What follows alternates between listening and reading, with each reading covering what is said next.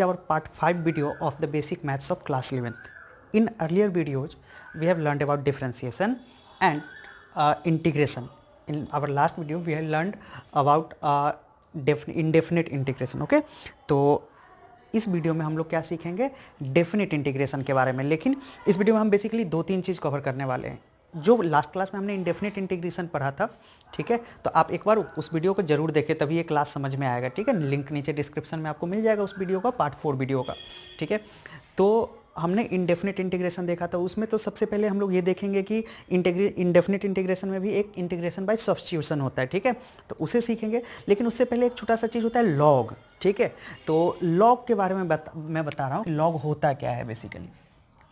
देखिए, जैसे हम लोग लिखते हैं ना, a equal to B to the power c लिखते हैं, ये एक्सपोनेंशियल फॉर्म। ठीक है, इसको एक्सपोनेंशियल फॉर्म। सपोज कोई भी मैथमेटिकल इक्वेशन है ना, जैसे एग्जांपल मैं यहाँ लेता हूँ। एग्जांपल मान लो ऐसा लेता हूँ मैं, 2 क्यूब इक्वल टू 8। जरा देखो, a equal to B to the power c, a equal to B to the power c, सही है, एक्सपोनेंशियल फॉर्म। इसको मुझे लॉगरिथमिक फॉर्म में लिखना हो, है ना, लॉगरिथमिक फॉर्म में दूंगा, log base b a equal to c। ठीक है, b a equal to c, तो इसको बोलते हैं लॉगरिथमिक फॉर्म। लॉगरिथमिक फॉर्म, ठीक है। बहुत ज़्यादा टेंशन नहीं लेना आपको, बस मैं जितना बता रहा हूँ बस उतना समझो। अपने को काम बस इतना है कि कभी फिजिक्स के न्यूमेरिकल्स वगैरह में लॉग जैसा टर्म दिखे तो हमें डरना नहीं है। और चूंकि कैलकुलस में भी थोड़ा लॉग का डिफ्रेंसिएशन थोड़ा सा जानना है, तो मैं वो भी बता, तो इसको लॉगरिथमिक फॉर्म बोलते हैं। जरा देखो, अगर इस एक्सपोनेंशियल फॉर्म को हमें लॉगरिथमिक फॉर्म लिखना हो तो कैसे लिखूंगा मैं, जरा इसको कंपेरिजन करो। a equal to B to the power a equal to B to the power c से कंपेरिजन करो, तो यहाँ बताओ a की वैल्यू कितना है 8, b की वैल्यू कितना है 2 और c की वैल्यू कितना है 3। देखो, a हो गया, b ये और ये c जो हो गया 3, तो a b c की वैल्यू आ गया अपने पास। अच्छा, इसको बोलते हैं, b को बोलते हैं बेस। ठीक है, और ये जो c है इसको बोलते हैं लॉगरिथमिक वैल्यू, लॉगरिथमिक वैल्यू। ठीक, अब जरा देखो, मुझे इसको लॉगरिथमिक, इस इक्वेशन को लॉगरिथमिक फॉर्म में लिखना है, तो मैं कैसे लिखूंगा। देखो क्या होता है formula, log base b a equal to c। जरा देखो, लॉग b की वैल्यू कितना है यहाँ पे, बेस 2 है ना, लॉग बेस 2, उसके बाद a की वैल्यू कितना है 8 इक्वल टू 3। हो गया क्या, है ना। तब इसका जितना चाहो इतना एग्जाम्पल ले सकते हो। एक और प्रैक्टिस कर लो, देखो एग्जाम्पल, 3 क्यूब इक्वल टू 27। तो इसको लॉगरिथमिक फॉर्म में लिखो। लॉगरिथमिक फॉर्म में कैसे लिखोगे, तो फिर से वैसे ही कंपैरिजन करो। देखो, ये कौन हो गया, ये हो गया a, ये हो गया b, ये हो गया c। ठीक है, कंपैरिजन करो तो a b c हो गया। तो देखो, लॉग बेस b की जगह 3 है ना, log base b a equal to 3। समझ आया ये क्या, तो सिंपल है। जैसे सिंपल इसमें लॉग में हमने क्या देखा कि जो इस तरह का एक्सप्रेशन है इसको अपन लॉगरिथमिक फॉर्म में इस तरीके से लिख सकते हैं। अब तुम्हें जितनी मर्जी उतनी प्रैक्टिस कर लो, एक प्रैक्टिस कर लेना तुम, 5 का क्यूब इक्वल टू कितना हो जाएगा 125। तो इस तरह से इसका एक तुम लॉगरिथमिक फॉर्म लिखना। अब एक नया टर्म अपने पास आता है, नेचुरल लॉग। ठीक है, नेचुरल लॉग। तो थोड़ा सा आप स्क्रीनशॉट लो बोर्ड का, है ना, थोड़ा बोर्ड साफ करता हूँ और इधर मैं बताता हूँ नेचुरल लॉग। ठीक है,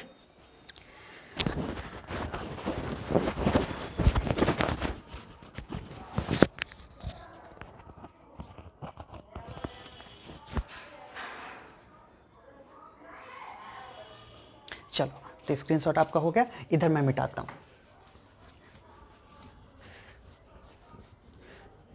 अब देखो, नेचुरल लॉग का क्या मतलब है। नेचुरल लॉग का मतलब होता है लॉग विथ बेस e। ठीक है, तो e एक मैथ में जिस तरह से बहुत सारी वैल्यूज होती है अपने पास, उसी तरह e को बोलते हैं एक्सपोनेंट वैल्यू। एक्सपोनेंट वैल्यू, इस तरह का टर्म कभी दिख जाए तो ई का मतलब होता है एक्सपोनेंट वैल्यू, जिसका वैल्यू होता है 2.71। तो कहीं भी मैथमेटिक्स के अंदर आपको ई दिखे तो 2.71 ध्यान रखना। तो अब देखिए, नेचुरल लॉग का मतलब क्या होता है, लॉग विथ बेस ई। अगर मैं ऐसा लिखता हूं, लॉग ई एक्स, ठीक है, लॉग ई एक्स। ठीक है, तो इसको, इसी को बोलते हैं, this is natural log of, क्या बोलते हैं, natural log of x. Natural log of x. तो अब कहीं log की जगह अगर आपको पास कहीं बुक्स वगैरह में कहीं जगह आपके पास ऐसे दिखता है कि ln x, इन दोनों का मतलब सेम होता है। अब ln x लिख दिया, इसका मतलब क्या है, ऑटोमेटिक अपने माइंड में आना चाहिए कि ये log विथ बेस e है, तो इसी को लिखने का एक तरीका ये है। तो कभी भी आपको ln x दिख जाए तो आप समझेंगे ये log विथ बेस e की बात किया जा रहा है। तो अब जरा देखो, अगर मैं बोलूँ y equal to e to the power x है, e to the power x है, अगेन इससे आप कंपैरिजन करो, this will become a, this will become b and this will become c। log देखो, log base b a equal to C होता है क्या, तो जरा लिखो log बेस e, ठीक है, a की वैल्यू है ना, a की वैल्यू कितना हो गया, y equal to X, log base e y equal to X. तो ये हुआ हमारा। तो इस यहाँ पे आपको देखो थोड़ा सा एकदम से आप 10th करके जब आते हो तो थोड़ा ये सब चीज़ एकदम से नया लगता है कि क्या है। तो अभी आपको इसके बारे में बहुत ज़्यादा नहीं सोचना है, वो मैथमेटिक्स के अंदर आप सोचना, मैथमेटिक्स के अंदर जब आपको टीचर पढ़ाएंगे। अब भी मैं आपको एक इंट्रोडक्शन दे रहा हूँ, मैं जितनी बातें बताया कि किसको क्या बोलते हैं, कभी आपको ln x दिख जाए, log दिखे, तो log बेसिकली होता क्या है, इस फॉर्म को इस फॉर्म में लिखते हैं, ये log होता है, इस तरीके से हम लिखते हैं। तो ये जो चीज़ें मैं बता रहा हूँ बस इतना ही दिमाग में रखना है, ठीक है। बाकी मैथमेटिक्स के अंदर आप जितना एक्सप्लोर करना हो चीज़ों को, कॉन्सेप्ट को, उतना करना है ना, हम उतना ही लर्न करेंगे जिससे हमारे फिजिक्स का काम चल जाए और बायो वाले जो बच्चे हैं उनका भी काम चलना चाहिए। तो आप स्क्रीनशॉट लो। कुछ प्रॉपर्टीज देखेंगे लॉग का, मैंने बोर्ड पे ऑलरेडी लिख दिया है, कुछ प्रॉपर्टीज है, बेसिक प्रॉपर्टी जो आपको देखना है, ठीक है। तो देखो, अगर अपने पास कहीं log a base x a dot b मिले तो हम लोग क्या कर सकते हैं, log base x a plus log base b, मतलब प्रॉपर्टी है, इसको इस तरह से लिख सकते हैं। अगर a बाई v फॉर्म में है तो हम log base x minus log base x b का माइनस कर देंगे। a to the power b form में तो b बाहर आ जाए, b log base x a, ठीक है। अच्छा, अब आता है काम की चीजें, देखो अब आता है डिफरेंशिएशन। आपको ज्यादातर ऐसा दिखेगा, कभी आपके पास सपोज ln x दिखे और ln x का डिफरेंशिएशन पूछे, डिफरेंशिएशन जो हम लोग पहले के वीडियो में दिख चुके हैं, तो ln x का डिफरेंशिएशन पूछेगा तो ln x का डिफरेंशिएशन होता है x। जैसे आप लोग x to the power n का डिफरेंशिएशन याद है, n x to the power n minus 1, वैसे ही आपको ln x का डिफरेंशिएशन याद होना चाहिए। log e to the power x का डिफरेंशिएशन हो जाएगा e to the power x। अब आते हैं इंटीग्रेशन, जैसा कि मैंने बताया था integration is reverse of differentiation.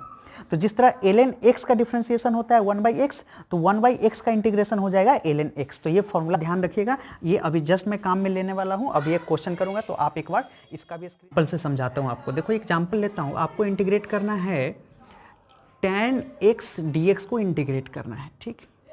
अब जरा देखो, जितने ही फॉर्मूले मैंने आपको difference integration of trigonometric form लिखा है, उसमें tan x का इंटीग्रेशन तो हमने नहीं पढ़ा है ना, tan x का इंटीग्रेशन नहीं पढ़ा उस फॉर्मूले में। तो कभी इस तरह का फॉर्मूला, इस तरह का इक्वेशन आ जाए अपने पास, इस तरह का क्वेश्चन आ जाए कि tan x का करना हो, तो हम इसको डायरेक्ट फॉर्मूले से नहीं कर सकते। तो ऐसी स्थिति में हम क्या करेंगे, इंटीग्रेशन बाय सब्स्टिट्यूशन करेंगे। इंटीग्रेशन बाय सब्स्टिट्यूशन में जरा देखो, मैं इसको क्या लिख सकता हूँ, tan x को क्या लिख सकता हूँ, जरा देखो sin x by cos x dx लिख सकता हूँ क्या, ठीक। अच्छा, अब मैं इधर साइड में क्या मानता हूँ, देखो ऐसे क्वेश्चंस करने का मेथड क्या होता है, एक को cos x को मैं t मान लेता हूँ, सिंस लेट है ना, let cos x equal to t, तो मैं इसको करूँ dt बाई dx करूँ तो क्या करोगे तुम, माइनस साइन x करोगे क्या, dt बाई dx। चलो नहीं समझ आया तो देखो एक बार फिर से, dt बाई dx को मैं लिखना चाहूँ तो क्या लिख सकते हो, d बाई dx, t की वैल्यू कितना है cos x, तो क्या लिखोगे माइनस साइन x लिखोगे क्या, डिफ्रेंशिएशन हमें पता है। तो हम ऐसे क्वेश्चन से क्या करते हैं, एक बार डिफ्रेंशिएट करके करेंगे। तो देखो जरा, dt by dx equal to minus sine x लिख सकता हूँ मैं, dt equal to minus sine x dx लिख सकता हूँ, ठीक है। अच्छा, तो ये तो मैंने डिफरेंशिएशन करा है, तो आपने अगर शुरुआत की डिफरेंशिएशन वाले वीडियो देखा है तो ये पार्ट समझ आया होगा, है ना। और इस बिल्कुल टेंशन नहीं लेना, एकदम सिंपल चीज़ें है ना, कभी क्वेश्चंस में आएगा तो वहाँ भी देखेंगे। ऐसा नहीं है कि मैंने यहाँ इंटीग्रेशन बता दिया तो नहीं बताऊंगा, या कोई भी टीचर आपके नहीं बताएंगे। आपको बेसिक्स जो इंटीग्रेशन वगैरह हमने सीख रखा है वो बस पता होना चाहिए। बाकी जब फिर न्यूमेरिकल वगैरह आएगा तो थ्रू आउट द फिजिक्स में जब तक हम लोग न्यूमेरिकल करेंगे तब तक कैलकुलस और इंटीग्रेशन का, मतलब जैसे चैप्टर्स आगे बढ़ेंगे तो कैलकुलस और डिफरेंशिएशन और इंटीग्रेशन का हमारा इतना प्रैक्टिस ऑटोमेटिक हो जाएगा। तो अभी बस बेसिक बेसिक बात सीखना है कि वहाँ जब मैं थोड़ा फास्ट या कोई भी टीचर आपके फास्ट बताया थोड़ा तो आपको पकड़ में आए, ठीक है। तो बिल्कुल ये नहीं लेना है ना। अब देखो इसको यहाँ पे मैं sin x dx, जरा देखो तो ये साइन एक्स डी एक्स दिख रहा है क्या ऊपर में, और यहाँ भी आपको साइन एक्स डी एक्स दिख रहा है, तो जरा देखो इसको मैं ऐसे लिख सकता हूँ कि sine X D X equal to minus D T लिख सकता हूँ, कोई दिक्कत नहीं है, यहाँ माइनस साइन है मैं माइनस इधर भेज सकता हूँ, कोई प्रॉब्लम नहीं है। तो sine X D X equal to minus D T, ऊपर क्या दिख रहा है sine X D X equal to minus D T, तो इसको जरा मैं देखो क्या लिख सकता हूँ, minus D T by T. समझ आया क्या मैंने क्या किया, साइन एक्स डी एक्स की वैल्यू क्या है माइनस डी टी, तो मैंने साइन एक्स डी एक्स की जगह माइनस डी टी पुट करा। कॉस एक्स को मैंने क्या माना था, टी माना था, तो देखो टी करा है ना। अब देखो इसका इंटीग्रेशन, माइनस को मैं बाहर ले लेता हूँ, माइनस बाहर ले लूंगा तो क्या बचेगा 1/t dt, 1/t dt का इंटीग्रेशन बचा। अब जरा यहाँ हो तो 1/x dx का इंटीग्रेशन क्या ln x, तो 1/t dt का इंटीग्रेशन क्या ln t, तो माइनस ln t। अब माइनस ln t है, t को हमने किसको माना था cos x, तो अब रिप्लेस कर दो minus ln cos x plus c, जो हम लगाते हैं इंटीग्रेशन खत्म होने के बाद लास्ट में है ना, वो कांस्टेंट होता है अपनी मर्जी से c लगा देते हैं, तो माइनस ln cos x। तो आपको समझ आया इसमें क्या करा हमने इसको t माना, ठीक, उसको डिफ्रेंशिएट करा और वैल्यू को रिप्लेस किया, तो इसे बोलते हैं इंटीग्रेशन बाय सब्स्टिट्यूशन। ठीक, एक और न्यूमेरिकल मैं करता हूं, तो आप इसका फटाफट स्क्रीनशॉट लो। एक और न्यूमेरिकल में एक और इसमें न्यूमेरिकल बोल रहा हूँ, मैथ्स है आदत हो गया फिजिक्स में न्यूमेरिकल बोलने का, एक और क्वेश्चन मैं करवाता हूँ, ठीक है, जरा फटाफट नोट करो, स्क्रीनशॉट ले लो आप। ठीक, चलो तो एक और क्वेश्चन मैं इस पे करवाता हूं तुम लोगों को। अब मैं जो क्वेश्चन लूंगा उसको भी इसी मेथड से हम लोग करने वाले हैं।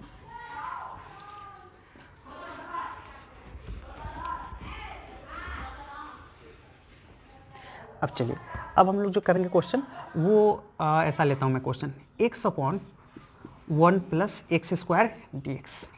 अब अगेन ये भी देखो, इसको भी देख के आप तो नहीं कर पाएंगे डायरेक्ट जो भी फॉर्मूला पढ़ा, तो ऐसे में क्या करना होगा, सब्स्टिट्यूशन मानना होगा। तो यहाँ मैं साइड में सब्स्टिट्यूशन लेता हूँ, 1 प्लस एक्स स्क्वायर को मैं क्या मान लेता हूँ t, ठीक है, let 1 plus x square equal to t. तो देखो अगर मैं यहाँ d T by D x करूँ, d T by D x मतलब इसको डिफ्रेंशिएट करूँ, तो d by D x, t कौन है 1 प्लस एक्स स्क्वायर। अब आपको डिफ्रेंशिएशन मैंने बहुत अच्छे से सिखाया है शुरुआत के 3 वीडियो में, तो आप यहाँ से देखो इसका डिफ्रेंशिएशन 1 का डिफ्रेंशिएशन हो जाएगा 0, एक्स स्क्वायर का डिफ्रेंशिएशन हो जाएगा 2x टू द x, होगा या नहीं, बहुत सारा ऐसा करा है आपको, अगर नहीं आ रहा तो एक बार उस वीडियो को देखें और डिफ्रेंशिएशन रिवाइज करें। तो इसका डिफ्रेंशिएशन हो गया 2x। तो जरा बताओ ये dt by D X equal to 2x है क्या, तो dt equal to 2x dx में लिख सकता हूँ क्या, dt equal to 2x dx। जरा और देखो dt बाई 2 इक्वल टू x dx लिख सकता हूँ, देखो x dx लिख सकता हूँ, 2 यहाँ से यहाँ आ गया। अब चलो इधर करता हूँ मैं, अब देखो यहाँ पे अगर मैं करूँ तो x upon 1 plus x square है ना, तो x dx, देखो बाबू ध्यान से, x dx है क्या, x dx की वैल्यू क्या है dt बाई 2, तो चलो मैं लिखता हूँ x dx की जगह dt बाई 2, 1 अब x dx की जगह हमने क्या कर दिया dt बाई 2 रखा, अब बचा कौन 1 प्लस एक्स स्क्वायर, जिसको हमने क्या माना है t माना है, तो यहाँ रख दो t। तो जरा देखो यहाँ से क्या बचा इंटीग्रेशन 1/2t dt। अगर मैं चाहूँ 1/2 कांस्टेंट है, कांस्टेंट को बाहर ले लूँ तो अंदर क्या बचेगा 1/t dt, 1/x dx का इंटीग्रेशन ln x, तो 1/t dt का इंटीग्रेशन 1/2 ln x है ना, ln t, सॉरी t है ना, यहाँ x था तो ln x, यहाँ t है तो ln t। अब जरा देखो 1/2 ln t की वैल्यू कितना है 1 प्लस एक्स स्क्वायर हमने माना था, हो गया इंटीग्रेशन बाय सब्स्टिट्यूशन। देखो कितना आसान है ये। तो इस तरह से हम लोग बहुत सारे क्वेश्चंस को इस तरह से कर सकते हैं। तो कभी आएगा इस तरह का न्यूमेरिकल तो ऐसे करेंगे, हालांकि इस तरह से बहुत कम आता है। जनरली जो आपके पास एटलीस्ट बोर्ड लेवल पे जितने भी डिफरेंशिएशन इंटीग्रेशन आएगा तो बहुत सिंपलेस्ट फॉर्म जो हमने पिछली क्लास तक करा है वो होगा। तो एक बार आप इसका स्क्रीनशॉट लो। इसके बाद हमारा कैलकुलस का लास्ट टॉपिक डेफिनेट। चलिए तो अब हम लोग करने वाले हैं डेफिनेट इंटीग्रेशन। अब ये इंटीग्रेशन क्या है, अभी तक जो हमने सीखा वो इनडेफिनेट इंटीग्रेशन था, ठीक है, जिसकी वैल्यू फिक्स नहीं रखती है, वो बदलता रहेगा। डेफिनेट इंटीग्रेशन जब भी देखते होगे तो आपके पास उसमें एक वेरिएबल लगा रहता था 2x 3x समथिंग लाइक, मतलब उसकी वैल्यू चेंज होता रहेगा, वैल्यू फिक्स नहीं रहेगा। लेकिन डेफिनेट इंटीग्रेशन में हमारा वैल्यू फिक्स रहेगा, क्योंकि इसमें होता है integration within a specified limit specified limit मतलब यहाँ आपके पास एक लिमिट बता दिया जाता है। अभी मैं जस्ट एक क्वेश्चन करूँगा, देखो क्लियर हो जाएगा, ठीक है। स्पेसिफाइड लिमिट, उसके बाद वैल्यू इज फिक्स्ड, एक फिक्स वैल्यू आएगा। तो ये दो स्पेसिफिक प्रॉपर्टी डेफिनेट इंटीग्रेशन का है।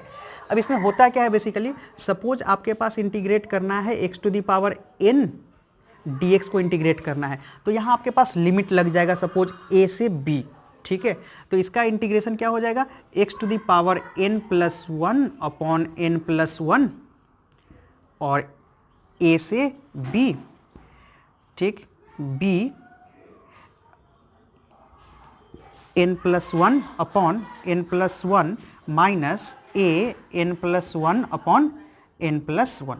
देखो जरा ये थोड़ा सा कितना आसान है, देखो इसको बोलते हैं लोअर लिमिट, लोअर लिमिट, और इसको बोलते हैं अपर लिमिट, ठीक है। ये लोअर लिमिट अपर लिमिट, तो यही स्पेशल यही अलग करता है डेफिनेट इंटीग्रेशन को। यहाँ हमें लिमिट दे दिया, मतलब a से b के बीच में ही इंटीग्रेट करना है, दो वैल्यू फिक्स कर दिया गया है जिसके बीच हमें इंटीग्रेट करना है। इनडेफिनिट में ऐसा नहीं होता, इनडेफिनिट में हमें पूरा इंटीग्रेशन होता था, ठीक है। यहाँ एक डेफिनेट वैल्यू, तो क्या करते हैं, इसको बोलते हैं लोअर लिमिट, इसको बोलते हैं अपर लिमिट। जैसे हम नॉर्मल इंटीग्रेशन करते हैं, इसमें देखो अगर आपको इनडेफिनिट इंटीग्रेशन आता है तो इसमें कुछ भी नया नहीं है। जैसे आप x to the power n का इंटीग्रेशन क्या करते थे, x to the power n plus 1 upon n plus 1 करते थे क्या, यहाँ ब्रैकेट लगा दिए से भी। अब क्या करो, यहाँ upper limit minus lower limit, ये ध्यान रखिएगा, upper limit minus lower limit, ठीक है। तो अपर लिमिट, अब x के जगह कौन अपर लिमिट b है, तो इस इक्वेशन के अंदर जो भी आपके पास इंटीग्रेट करके वैल्यू आने वाला है, सबसे पहले इंटीग्रेट करो नॉर्मल जैसे हमने सीखा अभी तक, उसके बाद जो x की जगह क्या पुट करोगे, b माइनस लगाओगे, है ना। अपर लिमिट पुट किया x की जगह, माइनस लगाओगे, फिर लोअर लिमिट पुट करोगे, लोअर लिमिट कौन, a, तो x की जगह a पुट करो, upper limit minus lower limit. अब देखो एक एग्जांपल से कितना जल्दी क्लियर होगा। एक एग्जांपल लेता हूं मैं, सपोज 2 से 3 तक में हमें इंटीग्रेट करना है x क्यूब dx को इंटीग्रेट करना है, जहां लिमिट आपके पास क्या दे दिया, लोअर लिमिट 2 और 3। तो इसका इंटीग्रेशन देखिए, सबसे पहले हम इंटीग्रेट x क्यूब का इंटीग्रेशन क्या होता है, x का पावर 4/4 होगा क्या, x क्यूब का normal integration, n x to the power n plus 1, तो n प्लस 1 3 प्लस 1 4 हो जाएगा, नीचे 4। अब मैं इसमें क्या लगा दूं, बस कुछ नहीं, नॉर्मल जैसे मैंने इंटीग्रेट करता था वैसे किया, और 2 से 3। अब फॉर्मूला क्या कहता है अपना, upper limit minus lower limit, तो अपर लिमिट कौन है 3, तो x की जगह पुट करो 3 का पावर 4/4 माइनस लोअर लिमिट यानी x की जगह क्या पुट कर दूं मैं, लोअर लिमिट, तो एक्स स्क्वायर, ठीक है, x square by sorry x square नहीं 2 का पावर 4 है ना, x की जगह 2 पुट करना है, 2 का पावर 4/4। अब ये मैथमेटिकली कैलकुलेट करके देख लेना जो भी आ जाए। तो यही डेफिनेट इंटीग्रेशन है जो कि बहुत आसान है। क्या करना है इसके अंदर, हमें नॉर्मल इंटीग्रेट कर देना है, और इंटीग्रेट करके जो रिजल्ट आ जाए उस रिजल्ट में एक बार x के जगह अपर लिमिट जिसके साथ भी इंटीग्रेट, सपोज y का इंटीग्रेशन कर रहे हो y के साथ, तो y की जगह पुट करना, z तो z की जगह, मतलब ये जिसके साथ तुम इंटीग्रेट कर रहे हो उसकी जगह तुम अपर लिमिट पुट करना पूरे इक्वेशन के अंदर, माइनस साइन लगाना, फिर लोअर लिमिट पुट करना और सिंपल मैथमेटिकल कैलकुलेशन करना। तो यहाँ पे हमें जितना फिजिक्स के अंदर काम था उतना कैलकुलस हमने सीखा। अब ध्यान रखना यहाँ पे कैलकुलस खत्म नहीं होता, क्योंकि 12th के मैथ में जब आप पढ़ोगे तो आराम से 4-5 महीने का सिलेबस है कैलकुलस, ठीक है। तो हमें उतना डेप्थ तक नहीं जाना, हमने जितना आपको बताया ये 5 वीडियो के अंदर, इतना अगर आपने अच्छे से करा है तो आपको फिजिक्स के अंदर न्यूमेरिकल्स में कोई दिक्कत नहीं आएगा। अब जो हमारा नेक्स्ट वीडियो होगा वो वेक्टर होगा, ठीक है। तो आप कनेक्टेड रहे, मैं वेक्टर का वीडियो डालूंगा अब, है ना। वेक्टर पढ़ेंगे, उसके बाद वेक्टर पढ़ते ही अपन फिजिक्स पे आएंगे, क्योंकि अब वेक्टर भी अगेन अब मैथमेटिक्स है, 12th के मैथ के अंदर वेक्टर मिलेगा। और याद रखना वेक्टर और कैलकुलस तो जान है, इसके बिना फिजिक्स समझना बहुत मुश्किल हो जाएगा। इसलिए वेक्टर कैलकुलस पे आपका जितना अच्छा पकड़ होगा फिजिक्स उतना ही आसान होगा, नहीं तो बहुत परेशान होगा। क्योंकि मैं देखता हूँ जैसा 12th के बच्चे आ जाते हैं, उन्हें 12th में वेक्टर नहीं आने के कारण फिजिक्स नहीं आता। तो मैं आपको अभी से अलर्ट कर रहा हूँ कि वेक्टर और कैलकुलस को अच्छे से सीखें। तो कैलकुलस तो मैंने आपको बता दिया, अब आने वाली वीडियोज में वेक्टर बताऊँगा, तो आप कनेक्टेड रहें, बाकी की वीडियोज आपको मिलेगी। आप सब्सक्राइब जरूर कर लें चैनल को और बेल आइकन दबा दें ताकि आपको नोटिफिकेशन मिलता रहे।